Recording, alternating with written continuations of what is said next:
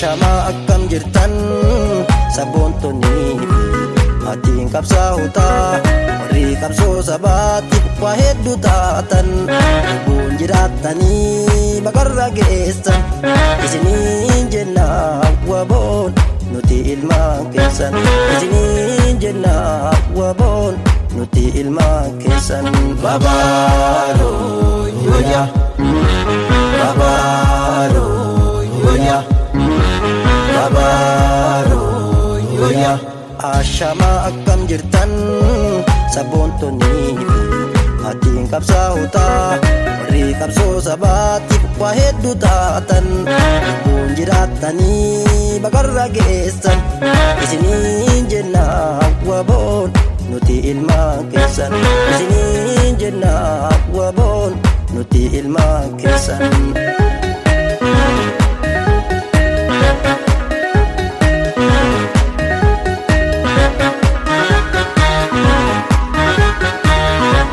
Sabni koo Oromoo dhaqqam nagaa jirtu kan dhiiraa fi dhalaa xiqqaa guddaan martu jirra waboon kinoo nuti ijoolleen keessan waa hunda dabarree murannoo fi obsaa obsoo nu garaaru rakkoo qabsoo cufaa obsuudhaan jabaannee imaana jaallaniis gateetti itti baanne.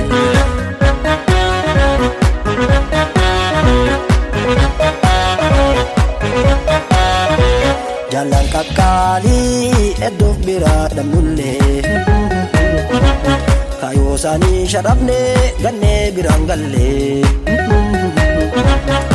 akka diinni jedhu yoom cabne yoom kufne yoom irraa deebinee dhiisnee deemsa kaayoo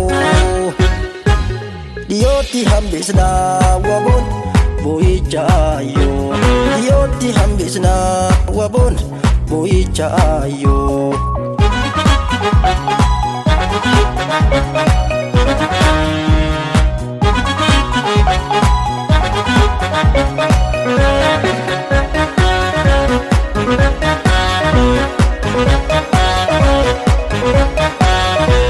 Koreen waraantus takkaan dhabne deemsa hawween dhabamsiifna alagaa of keessa diigumsarraa oolle leenjisneetti karre teenuuf kaa'ame cabsinee dabarre bosona qofaami har'a magaalaarra sichi caasaa diinaas akka latnee jirra.